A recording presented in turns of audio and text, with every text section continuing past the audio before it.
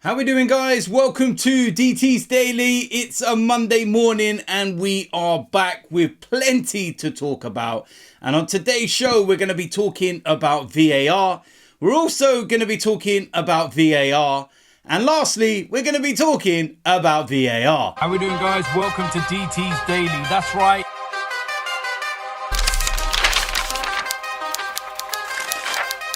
So, like I said, there's loads to talk about, in particular VAR. Oh, yes, we love talking about VAR, don't we? But listen, there was loads of Premier League action over the course of the weekend. Loads to talk about. We're going to go right back to Saturday and the first game of the afternoon. And it was Crystal Palace against Liverpool. Liverpool won this game 2-1. And guess what we're going to talk about? VAR. Crystal Palace were winning this game. And deservedly so, to be fair. Liverpool, they didn't look that great in this game. And then there was a penalty awarded to Crystal Palace. Now, people will have their thoughts on this and how long it took. Because what happened was that there was an incident in the box. Referee waved play on. The ball didn't go out of play and it was continuing. And nobody was even thinking about it now. It went well over a minute. And the commentary was saying that VAR are checking, for a possible penalty. And the game's continuing. And then when they get to a decision that the referee needs to review it on the monitor, they ask him to stop the game. He does. He goes to have a look. And it's a penalty. The right decision. It's the right decision. But it's how long it took. Is the bit where you kind of go, well. And then the game changed with just over 10 minutes to go when the referee sent off Ayew for a second yellow card. It's never, ever, ever, ever in anybody's book other than this referee a second yellow card. Never. And it literally shifted the momentum back to Liverpool, and they were able to go and get the job done. Harvey Elliott scored right at the end. Brilliant goal. Good finish. But it was just completely ruined, the whole game. You listen to Roy Hodgson interview afterwards, and he said that when he does finish, football and he packs up and everything else, finally, he's not going to miss any of this because he doesn't recognise anything anymore. And it's just awful. And that's what they're doing. These referees and VAR, power trip, power hungry, they're ruining the game. All VAR has proven is how inadequate and how incompetent our match officials are. But they use it as a power trip. Pathetic. But a big win for Liverpool. Wolves against Nottingham Forest finished 1-1. Little contentious moment with the Wolves goal and the throw in, and if you haven't seen it, go and have a look. But I suppose that's a decent result for Nottingham Forest given the situation that they find themselves in. Last time out as well, the big defeat and everything. And I suppose a point apiece is kind of fair, and it's a decent enough result for them. Brighton against Burnley, 1-1. Good result for Burnley. Brighton, exactly what I was trying to say in previous shows and everything else, is that they win a game and then they can lose and draw, and there's such inconsistency. Is it something to do with Thursday night football and, playing more games and injuries and, rotation? And it's a difficult one, a very, very difficult one, but a point apiece. Sheffield United beating Brentford 1-0. Chris Wilder, is getting them, 3 points on the board already. Something that I did see that was quite funny, but when Sheffield United scored, Chris Wilder actually went running out of his technical area, jumping up and down, celebrating. Now, I don't have any problem with that at all. None at all. But when the league and referees do what they do and did to Mikel Arteta, you look at incidents like this and you go, where's the consistency? What's happening here then? If you're going to book Mikel Arteta for celebrating a 97th minute winner, and then you see this only a few days later, you've got to sit there and go, well, What's going on? I don't want managers getting booked for celebrating, winning goals or anything. It's about consistency. If you do it to one, you've got to do it to all. Mikel Arteta should never have got a yellow card, and he should never have been serving a suspension against Aston Villa. Absolutely pathetic. Big result, this one. Manchester United 0, Bournemouth 3. Wow. Absolutely staggering. Manchester United 0, Bournemouth 3. I mean, they're actually lucky because Bournemouth got a fourth as well. But it was ruled out for handball. But Manchester United are absolutely toothless, spineless, weak, feeble, pathetic, absolute shambles. Erik ten Hag, how long is he going to stay in a job?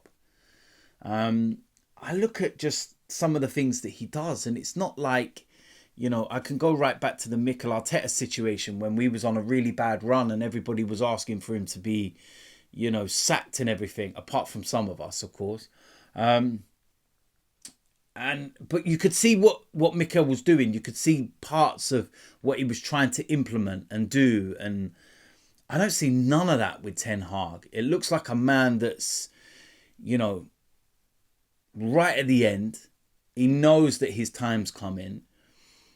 It doesn't look like he's tactically, even like, it's mad. When you look at what Ajax were doing and then you look at what he's doing at Manchester United, it's like chalk and cheese. It's just mad. And yeah, there's players that obviously don't like him. There seems to be rifts in dressing room. And it's just, I don't know. And they've got a tough week. They've got to try and beat Bayern Munich and pray that the other game remains a draw, I believe, to qualify for the next rounds of the Champions League. They might not even be in Europe altogether. I think some Man United fans will probably think that that's a blessing if they're not in Europe at all, rather than going to a Thursday night football. But I'm just looking at it and I'm thinking, yeah, what are you going to do? And then next time out in the Premier League, they're away to Liverpool at Anfield. And you're like, it's the writing on the wall. Could his Christmas present be a P45? It's interesting. Aston Villa against Arsenal. I've touched on this so much already in my match reaction and everything else. Villa winning 1-0. Arsenal have themselves to blame as well as VAR, referees and everything. Don't even get me started. Going to the games on Sunday. Fulham 5, West Ham 0. Apparently there's been a sickness bug going around West Ham and it's affected them big time. But yeah, it obviously did because Fulham absolutely annihilated them. West Ham were absolutely pathetic. Luton against Manchester City, 2-1 win for Manchester City. Another tough game for a visiting team to Kenilworth Road. And, Luton took the lead in this game.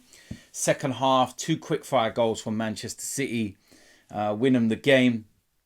But yeah, like I said, it was another tough afternoon for a team visiting Kenilworth Road. And, Man City, they got the job done. They'll be happy about that. That's the most important thing. Stop the little run that they were on.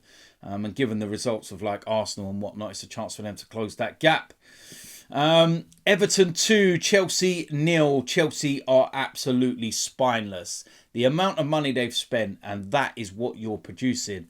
Maurizio Pochettino, he's another one. How long is he going to be in a job for? Because what are you actually seeing at Chelsea? You're not seeing any progression. You're not seeing anything that makes you say, okay, I can see it turning. I can see it, going to happen eventually. I just see a really, really bang average team. Everton, since they've been deducted 10 points, they've now claimed 9.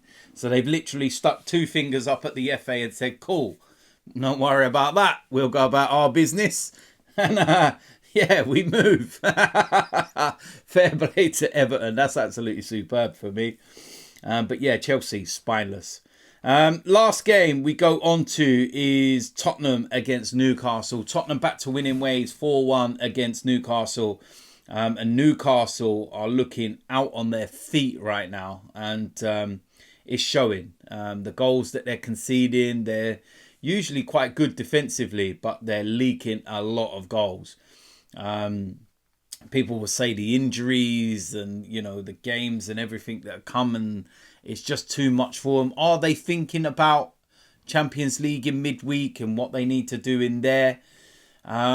It's a tough one, but listen, at the end of the day, when you've got the amount of money that Newcastle have, no one's going to really feel any kind of sympathy. And you've got to look at these kind of results when they lost to Everton in midweek as well. And you're going to say, how long will the owners look at Eddie Howe and say, okay, we'll continue with this? Because if they keep getting beat by these kind of score lines, then I feel that these are kind of owners that will go, yeah, see ya, bye, thanks for everything, move on. And, you know, for all the good that he's done, if they continue to lose and they continue to lose badly, then it comes a point where the owners will be like, right, we need to make a change here. It's ruthless, but it is what it is at the end of the day. And listen, I don't think a lot of people have much sympathy, like I said, for Newcastle with the amount of money that they've got. So, yeah, look, listen, it is what it is at the end of the day. But that was it for the Premier League weekend. There was so much going on, so much to talk about and everything else. And yeah, it's one of those, you're looking at the games coming up next, and you've got Friday night football with Nottingham Forest against Spurs. Going into Saturday, Bournemouth, Luton, Chelsea, Sheffield United, Manchester City, Crystal Palace, Newcastle against Fulham, Burnley, Everton. That's a big game, that one. Going into Sunday's games, you've got West Ham against Wolves, Brentford, Aston Villa. Be interesting to see how Aston Villa do away from home, because they're nowhere near as good as they are at home. Arsenal against Brighton, Liverpool against Manchester United. So some very, very big games in there, and we will see what happens. So that is it for today's DT's Daily. We are back on Wednesday. Keep an eye out on the channel for the preview to the Arsenal PSV game, which is tomorrow in the Champions League. Match reactions and everything else. And then, like I said, DT's Daily back on Wednesday and then Friday. So if you're new around here, hit the subscribe button, smash a like on this video, and I will see you lot soon. I'm out of here.